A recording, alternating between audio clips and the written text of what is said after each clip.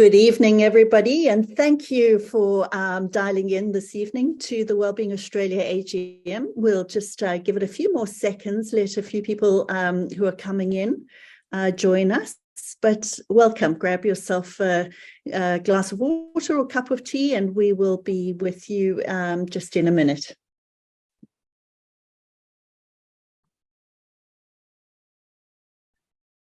Good.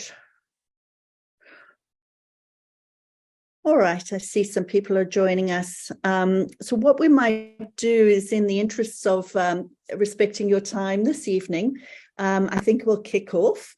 So this is Donna Newbury speaking. Welcome on behalf of the board of Wellbeing Australia. We're delighted to have you join us this evening and for our annual AGM call. What I'd like to do before starting off with this evening is pass over to Glenn, who's our new director for Acknowledgement of Country. Glenn? Thanks, Donna. Warami Midigar, which in my Darug Dalang or language means hello friends. My name is Glenn Johnston and I'm a proud Parramatta man of the Darug Nation. Providing an acknowledgement of country is both an honour and a privilege. As we gather for this meeting, physically dispersed but virtually constructed, I would like to acknowledge the traditional custodians of the Pemel or the lands of the Darug people where I am today, as well as the traditional custodians of the Pemel that you are on. The Darug Nation covers what we know as the Greater Sydney Basin, not defined by lines on a map, but by the natural boundaries. The Hawkesbury River to the north, the Nepean River to the west, and the Georges River to the south. The Darug Nation is made up of 29 clans. Aboriginal peoples have been the custodians of the lands and waterways of Australia and have carried educational practices and storytelling for many thousands of years. I pay sincere respects to my elders past and present for keeping our culture alive and take great pride that I am part of the longest living culture on Mother Earth. Finally, I would also like to reflect upon and remember the tens of thousands of Aboriginal people of the stolen generations, many of whom never made it home. The land we are on, the land where we live, work, breathe, eat and sleep on, always was and always will be Aboriginal land. Thank you. Thank you so much, Glenn, for that very thought-provoking and wonderful acknowledgement. We fully appreciate those words and strive to uphold them. All right, so welcome to everybody. And what we're going to be covering this evening in terms of our agenda, as you can see, is quite a high-level view of some of the work that Wellbeing Australia has been busy with. So I'll quickly provide an overview for those of you who don't know much about Wellbeing Australia, a very quick high-level overview. Of course, you can find more on the website. We are then going to quickly review our 2023 key events. Look forward to 2024 and look at some of the priorities that we're working on. Then come back to discussing some of the board and governance before closing for the evening. So hopefully we'll have you free by 6:45 to go back and join your family. All right, so with Wellbeing Australia, we believe in 5 key aspects of wellbeing, and this is, I think, one of the ways in which we are different. We believe that all of these 5 aspects have equal importance in everybody's overall well-being. So firstly, emotional well-being, our physical well-being, which I know gets a lot of attention, but we see that equally important to social well-being, which I think we all have become acutely aware of in the last couple of years. We also have spiritual well-being, very important aspect of our values and principles that we live by, and how important those are to our overall well-being. And then lastly, our financial well-being, which is equally important to the others. So within Wellbeing Australia, we believe all 5 of these are fundamental. And so with our programs that Catherine will be speaking through this evening, but everything we do is really looking at how we fulfilling all of these different aspects of well-being, either in combination or singularly.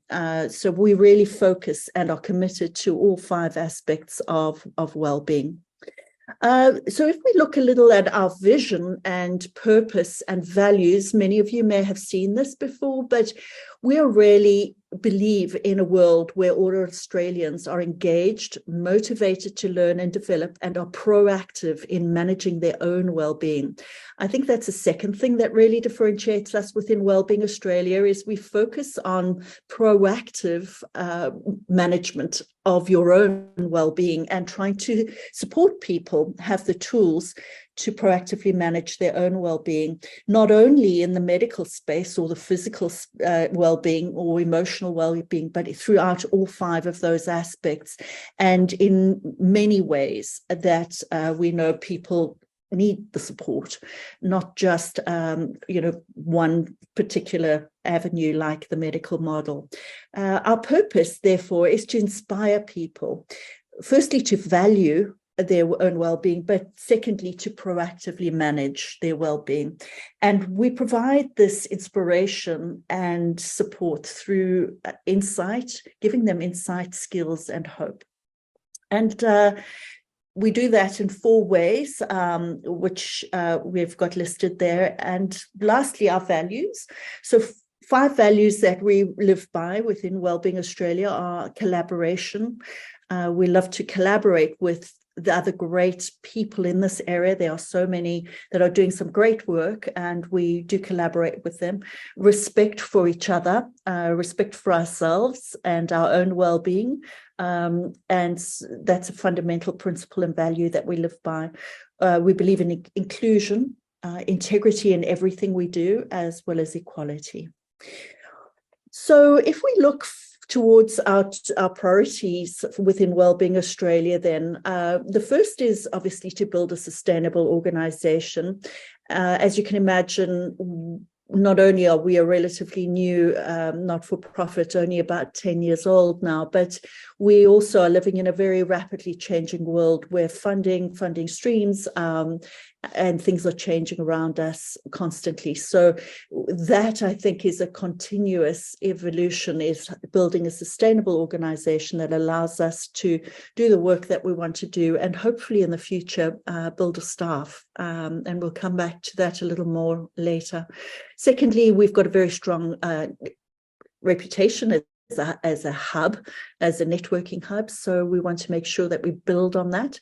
We want to build additional depth in schools and youth. It's a very strong, and the origin of Wellbeing Australia was in schools, but we want to expand beyond that. And lastly, strengthen other areas of well-being, including our workplace well-being offerings. And Glenn will come back to speak a little bit more about that in a little bit. So without any further ado, I'll hand over to Catherine, who will take us through the 2023 events. Beautiful. Thank you, Donna. So look, 2023 was a bit of an exciting one for us to really take some time back a year prior. So in 2022, we took a lot of reflection around what was working and what the feedback was from all of you, from our community that was joining us either for occasional or for regular events. And we took on board a lot of feedback, but also a lot of the analysis from surveys following events and activities to be able to determine what was going to be best for us to continue delivering. So it took very much a new format. This year we reviewed, we reflected, and what we noticed was the merging of a lot of the information that we were trying to deliver or speak to for different aspects or parts of our community.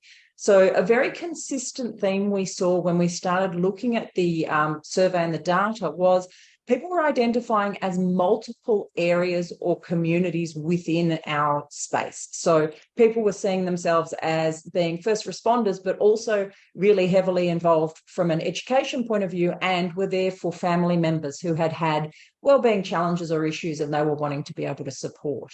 So we noticed that there was a bit of a pattern in terms of where we were delivering similar content, but to different segments. And so it was difficult for people to feel connected as a community. As Don said, one of the things that we really aim to do and aspire to continue to do is that inspiring others and bringing the community together.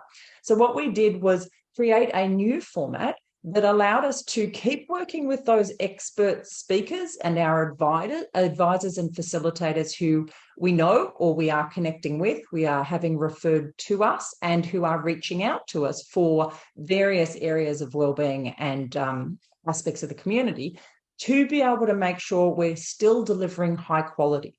The difference that we had was a lot of the feedback was, absolutely love this summit. It's brilliant. It's helping me, and I'm really learning a lot from it. But being condensed into 1 week and being daily seminars over 1 week and only once a year really was a challenge in terms of being able to attend when it was live, but also being able to feel a connection with building personal wellbeing or professional wellbeing across that leadership space throughout the year. So instead of having an annual summit for first response, an annual summit for veterans, an annual summit for education, and so on, what we designed was a collation or a calendar of monthly seminars to speak to those areas and aspects of wellbeing with a good breadth of speakers to be able to have expertise in each of those areas. The other thing we had feedback on was people really respected and appreciated being able to plan forward in their calendar, so having a regular time that they were able to log into. The bulk of feedback was having it outside of the core working hours, and a duration that allowed them to engage but also not have to take time out of work, get cover if they're in the classroom or out in the field as emergency response. And so that hour's sort of duration worked really, really well. So we've continued to build on that and get that pattern so people could be more proactive in their planning to continue to build their awareness. What we did was then bring this information together into seasonal themes and giving everybody more proactive promotion so that it was able to be shared across communities and areas and people could pop it into their calendar.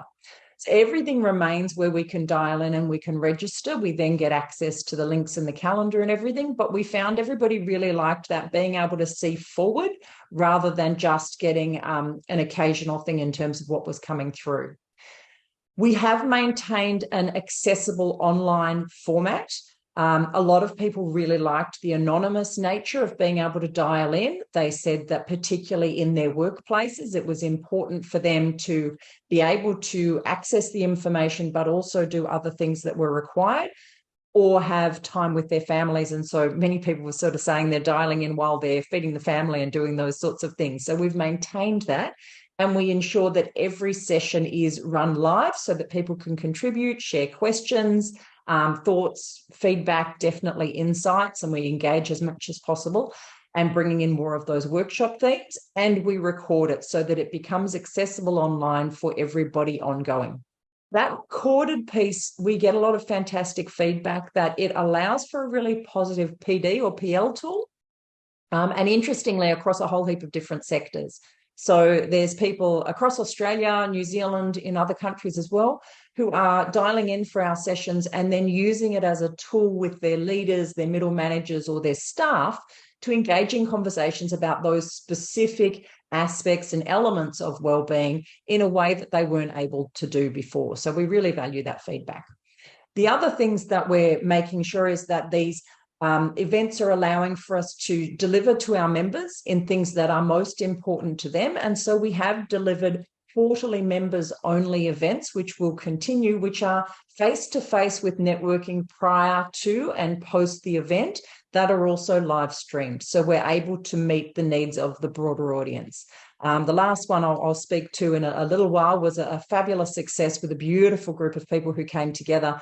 And I think the networking was such a key component to the event that allowed people to speak with the speakers and the experts and to feel really connected in being able to respond to their own needs or their community's needs really, really well. At the end of the day, absolutely everything we're doing continues to be solution-focused and proactive. It's probably the biggest piece of feedback we receive, and really tangible strategies, tips, and ideas. So on top of our own event calendar, which I'll go through with you a little bit in a moment, we've also been delivering and been invited to present at a number of different conferences, which we've seen pump up in terms of how many conferences are happening. I was presenting just this week at the Disaster and Emergency Management Conference, leading a panel session with some beautiful experts from Emergency who are working very much in that first response space, and Pete Gare, who's from New South Wales SES Volunteers. So that's just another thing that we're bringing through. And again, it's continuing on that positive, proactive aspects of how we support. So how does this look? In terms of the seasonal themes, as we said, our summer series kicked us off. And that was really starting out to focus on everybody that was heading back into school, changes in life cycle and life space, when a lot of people were looking at where their child was heading into school, into high school, primary, whatever it might be, and many people who had tertiary as well. And we had the fantastic Rachel Stewart speak to us about what we can do from home to be able to build those learning goals around wellbeing. So rather than learning becoming a stressful component, it was really about becoming a positive component. And she did a great job of speaking to those social and emotional aspects of what happens in that schooling environment, and that impacts the whole family. So everything I'm speaking about that is in the past, and you'll see the dates up on the screen there, is accessible on our YouTube account. So you can definitely access that later. We then also had a lot of feedback around financial pressures, and it's a little bit ironic considering how this year has progressed, that was a very timely session. And the fabulous Pete Swan from Bendigo and Adelaide Bank spoke to us about what is it that is a positive and proactive financial management from a wellbeing perspective. So he wasn't advising or speaking as a financial advisor. He was sharing some of the pitfalls that he had seen for people at various points, particularly earlier in their career, that was impacting and influencing people in terms of their longer term. So that was a fantastic one, and he generously supported and provided a book to everybody who attended. We may have a few left, so those lovely people who have joined in tonight, if you want one, pop it in the chat and I might be able to make sure that we get that to you as well. But really interesting information around what are those pressures from a financial. So rather than being we need more money, it was really practical tools and tips. We then had our first members only event, which was fantastic, Graham Bint, who was speaking very much about PTSD in a new way. And he was sharing with us his findings and research around the link of trauma recovery and renewal through nutrition. How is that link between our gut health and our physical well-being of what we're actually eating into that spiritual and emotional sense of healing and moving forward from that PTSD space? So all of those are accessible to you. The members only is really about delivering carefully and in a very meaningful way to our members, to respect their connection and their support of us, and to make sure that they're getting that dedicated approach. So that was our summer series that set us up and started off our year. We then moved into autumn with Darren Cox, who was speaking about how we can build hope and optimism. And Glenn, who you met before, was leading that session with him in a fantastic way. A lot of the feedback from that session was how energized people felt. So they were able to see and connect with spiritual well-being in a way that they hadn't actually thought about before. So what people were really sharing there, and we're seeing a lot of evidence and research around this, is spiritual beyond a religion sort of concept, but a connection with something that is meaningful to you and to others. So that was a beautiful one, and definitely the feedback was about that energy and the connection people felt from that. Moving into understanding that power of language on our mindset and on others, Daisy from SASI actually joined us with Maria, who has been one of our directors, who is now working as an advisor just while she's got a lot on her plate. Had a fantastic conversation and discussion about those intricacies and those small components of how what you're saying will actually impact your mindset, but also others that you're working with. So that was incredibly valuable for anyone working with young people, but also those in middle and senior leadership. it really highlighted the power of those words you're choosing and the influence on others' well-being as much as your own from your choice and selection of what you were doing. I mentioned before about the session just a couple of weeks ago with Shane and Georgina, which was our members-only event with Leadership Through Crisis, which are fantastic session, as those two lovely people always are. Georgina and the emergency group from ACT kindly donated a venue to us to be able to host that session for people to join on a very chilly winter's night. And both Shane and Georgina shared really valuable and meaningful strategies, tips, solutions that they have been implementing in the last 6 to 12 months, which was fantastic to hear. That's a great one to dial in for if you missed it. It didn't matter what industry you were in. There was a really good cross of discussion in terms of the themes of what was impacting leaders as much as what was impacting the well-being of staff that was really setting that tone. So they're the events that we'd run already this year. Heading into the winter series, we're kicking off with the fantastic Kerry Howard, who is an advisor of ours and has spoken in a number of our first responder summits. Her capacity to share her own learnings and experience as much as really practical strategies of how people can move from a negative to a positive place is phenomenal. She has a very strong psych but holistic focus, which means she's providing really practical experiences. She has got a first responder background as much as working in corporate now, and so has a really important conversation for anyone who is looking to shift that space for themselves, for their family, or for their staff. That one will really zone in a lot around all of those aspects and areas of well-being, which will be really meaningful as we hit that middle point of the year. As we move towards the second session, the beautiful Katrina Simmons will be speaking to us about how we really have meaningful coaching conversations. And this is something that's come up regularly and in different sectors. There's a lot of expansion in the education sector about the coaching conversations we're having with students, with parents, with staff, from a leadership perspective or from a classroom perspective, also in operations. From first response and veterans, it's very much about how are we really engaging and having conversations that are allowing people to feel comfortable in being vulnerable, but also in seeking out those solutions. So Katrina will be sharing a lot of her experience in senior leadership from an HR perspective and an organizational development perspective, really around how do we have meaningful conversations? How do we coach people to support that moving forward? And we'll wrap up winter to head into the spring series with our beautiful speaker, Natalie Simon, who's a physiotherapist and many other skills she has. So she's well qualified in a number of areas, to give us ideas and physical tips to release the mental load. So one of the things that we've noticed and she's been sharing with us is it's irrelevant where we're working. There's a lot of tension being held in our bodies that's impacting and influencing how we're reacting and responding. So Natalie is leading a very practical workshop. We have put out to a number of people if they would like to host, and we're hoping someone in Sydney would like to host that event so that we can run it live for everyone. As it is a physical wellbeing one. So if anyone joining has any venues that they would like to offer for us to be able to lead that, please reach out to us.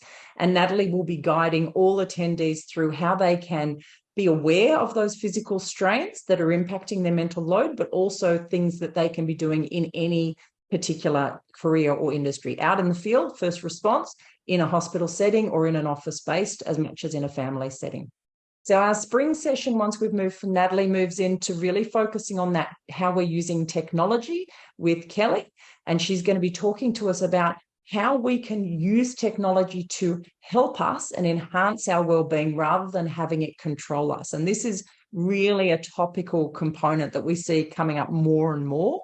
And we definitely will be continuing to dive into that in a number of different ways as we plan ahead. The lovely Desley, who is online, I saw your name pop up there, Desley, will be joining us about how we can be practical in embedding some real life wellbeing tips, tools, strategies into our workplace. And I have to say, from my experience with Desley, no one is better positioned to share those things with us and to give us some really meaningful ways to help ourselves in wherever we are, whether we're in a positive or a negative wellbeing space, and no matter where we are from a career cycle as well. So that will be a brilliant conversation. And we will be wrapping up the year with a big focus on gratitude and reflection, because we are seeing and finding a lot of people don't prioritize that. And our wonderful Glenn will be leading that conversation. So it is a moment for everyone to come together and really be reflective on what has been working and not working, where their well-being is at, and from a social and an emotional point, coming together to really be able to close off the year in a reflective but also a planning way. Again, we're hoping to run that one because that will be our members-only event that wraps up our end of year. We'd love to lead that in a face-to-face setting as well. So if anyone has any venues that they would like to offer or suggest to us, please reach out for that. So that's our 2023 calendar. So in a snapshot, there are various calendars available that we can share with you that provide the full insight. So if you want to pop this up in your office, you want to share it with your community, anything from that perspective, your networks, you are more than welcome to let us know and we can share it with you. Each of the months actually has prior recordings from a visual sort of clip as much as a podcast, and it has the links to be able to register for those upcoming ones. So our plan is really to make it easy for you to share this across your networks, and because a lot of the feedback we had, particularly from workplace and first responder communities, was, gee, I wish I could have dialed in when that was live. So we're trying to give everyone as much time to plan forward for that. So that's a quick snapshot of our events. Hopefully that's given everyone a bit of insight. I'm going to hand back to you, Don, to talk about 2024. Wonderful. Thanks so much, Catherine. And thank you for your leadership of the 2023 Wellbeing series. It's been, I know, a lot of work to put together and manage 12 events for the year, and the wonderful lineup of speakers, etc. So thank you for that. I think and hope you can all appreciate how those 5 themes of well-being are really coming through in many of those talks, and some of them cover 2 or 3 aspects of well-being. So trying to really bring to life those various aspects and make people aware and be working on all 5 aspects of well-being. All right, so for 2024 and looking forward, there are a couple of things we just wanted to highlight. Obviously, we don't have time to go through everything here tonight, but I'd like to hand over to Glenn to just take us through the organizational membership, which will be a big part of our 2024 focus. Great, thanks, Donna. And hello once again, everyone. I wanted to spend a few moments and provide a very important update in regards to Workplace Health and Safety Acts. These acts have been in place for many years, and in some instances, decades. The awareness and maturity of physical safety at the workplace is quite well known, and the responsibilities of the individuals, leaderships, and the organisation are generally understood. But recently, all WHS acts have been amended to now recognise mental health and harm as to the same liability and equal status of physical safety and injury. This has now expanded WHS responsibilities and placed the burden onto organisations and their leadership to comply.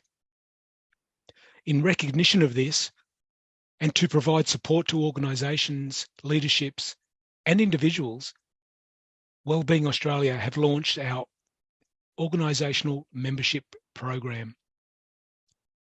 Wellbeing Australia is perfectly positioned to be your proactive psychosocial health and safety partner.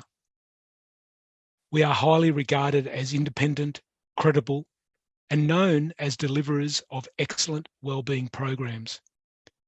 We are collaborative and work with our partners, experts, and people with lived experiences.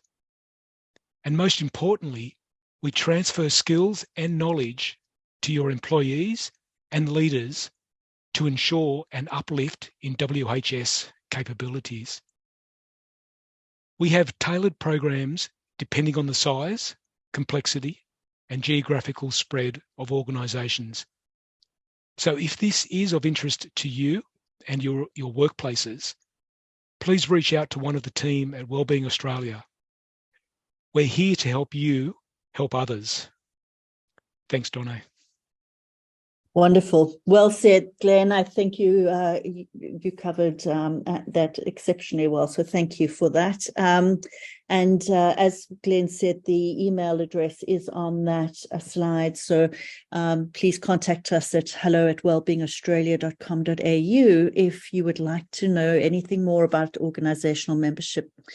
The next topic, which is an important one for us for 2024, is growing our volunteer base. So, Catherine, would you like to take us through just some of the highlights of that activity? Absolutely. Thanks, Don. Look, we are 100% volunteers. So something that is quite unique about Wellbeing Australia is we are not government funded. So we do not have a connection with any other organisation in terms of what we're delivering. The reason this is really important is it means that we remain impartial and we remain centred around our community and the broad Australian community for wellbeing. So the difference for us from what we have seen with other charities that are government funded is we remain true and we remain focused on challenging stigmas and basically voicing the elephant in the room around wellbeing challenges for people. So for that reason, our board is 100% volunteer, but so are all the wonderful people who contribute and support us. So as I mentioned before, we have amazing partners who are working with us, such as many of the emergency services organisations and agencies who are providing us with venues to be able to deliver these events and services for their community. And that is the way that we remain sustainable. So for us, it's really important that we stay true to who we are. Our volunteers are our community quite often.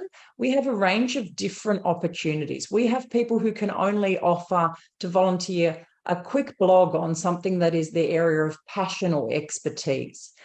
Someone who may only have, 5 to 10 hours in a year that they can contribute. And so they do those occasional things for us. Leading on from that, we've got other people who like to contribute on a more ongoing basis. And so we have people who contribute podcasts or clips or insights and research, information for socials and all those sorts of areas that fits in with a more ongoing, whether it be several hours a week or a month, but it fits in with their needs. So we're able to customize around what everybody is able to deliver.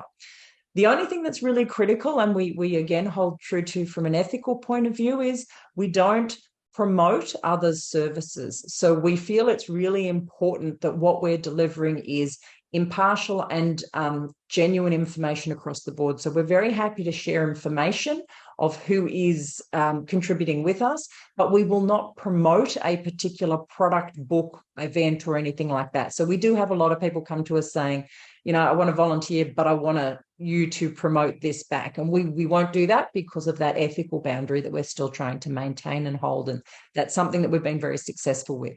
So we do have opportunities across the board, as I said, from depending on how much time. So probably the people who contribute the most time are our directors.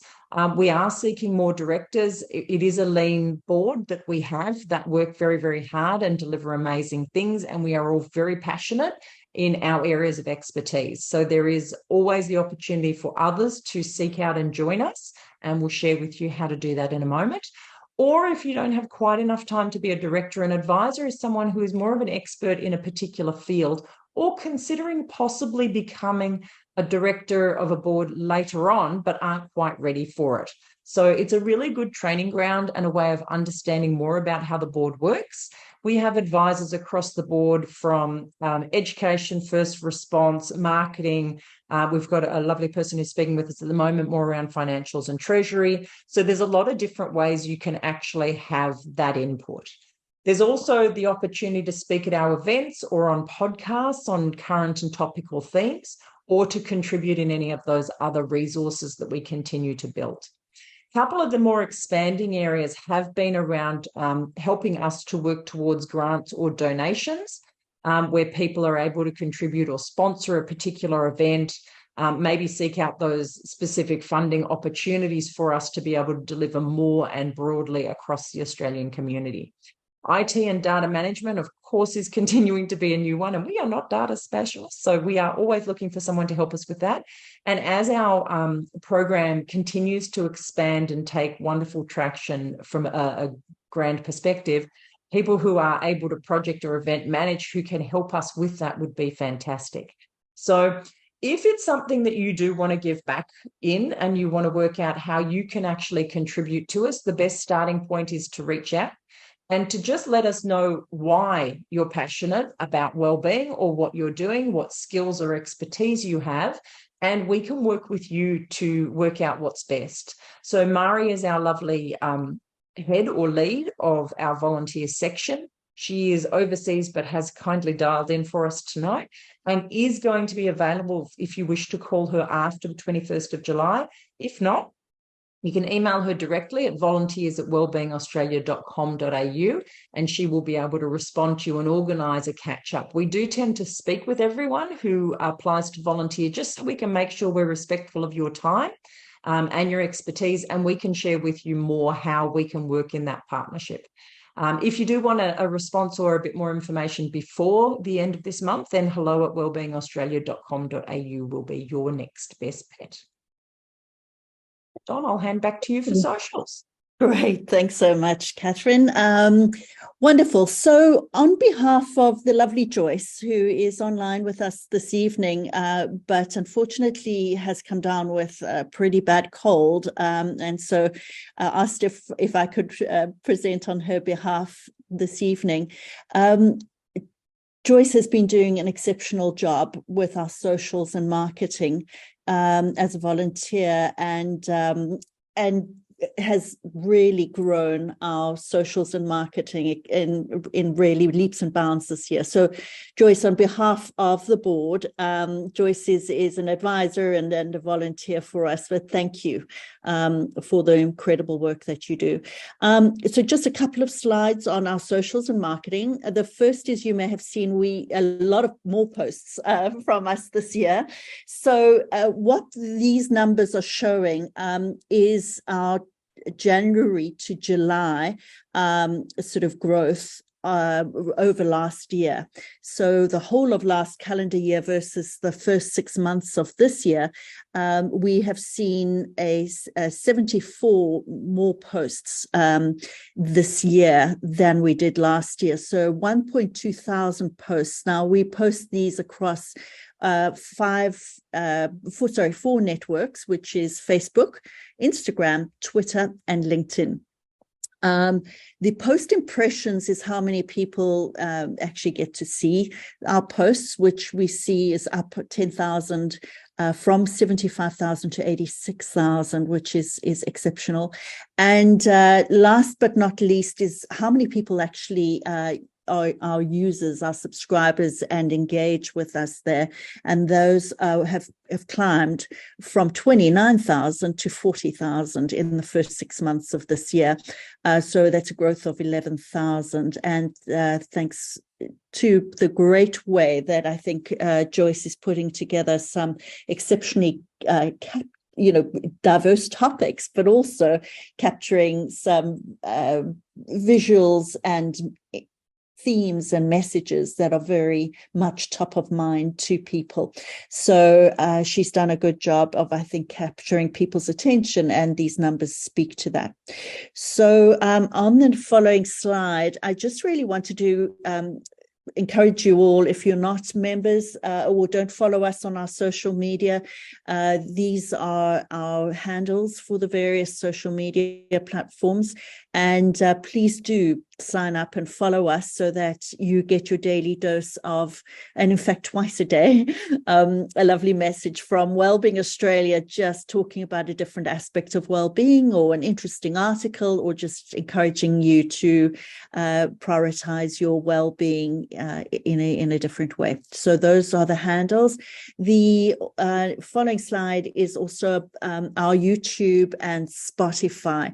So we do load, as Catherine has said, all of our events up onto our YouTube channel. And so please go to our YouTube channel, which is Hello Wellbeing Australia. and you can see any of those past events that you would like to view. We also have quite a number of podcasts that we have recorded, and that's a growing library of podcasts on literally, less than 5 minutes generally, presentations and talks on different aspects of well-being. So please do head to both of those and access those resources which are available to you. And finally, of course, our newsletter. So we send out a newsletter quarterly, which is really an overview of so many activities, our upcoming events, our wellbeing series that Catherine went through for us, what new podcasts are available, in what YouTube recordings are now available, as well as articles, posts, the wellbeing calendar, which you can access and download a PDF of. Very often the links in the newsletter, and so much more to it. So once again, Joyce puts those together, and those look and keep you informed about what's new at Wellbeing Australia. So if you're not already subscribed, please do that. All right, so just on the home stretch here, in terms of our board and governance update, there are a couple of things that I just really wanted to highlight here. The first is our board update. So those of you who have heard our wonderful acknowledgement of country, as well as the overview of our organizational membership, Glenn, although he's new to the board, has clearly jumped in and embraced the importance of Wellbeing Australia and the work that we do. So welcome, Glenn. For those of you who don't know Glenn, we'll be putting up some more information in an upcoming newsletter on Glenn, providing you a little bit more with his very rich and diverse experience and background, which we are very pleased to have on board. So we're delighted to have Glenn as a new director on the board. Secondly, our directors and advisors and experts. So we currently have 5 directors and I chair the board, and Catherine is the secretary. So at every AGM, we go through the process of seeing whether there are any other new directors who are interested in joining the board. We don't have any at this stage.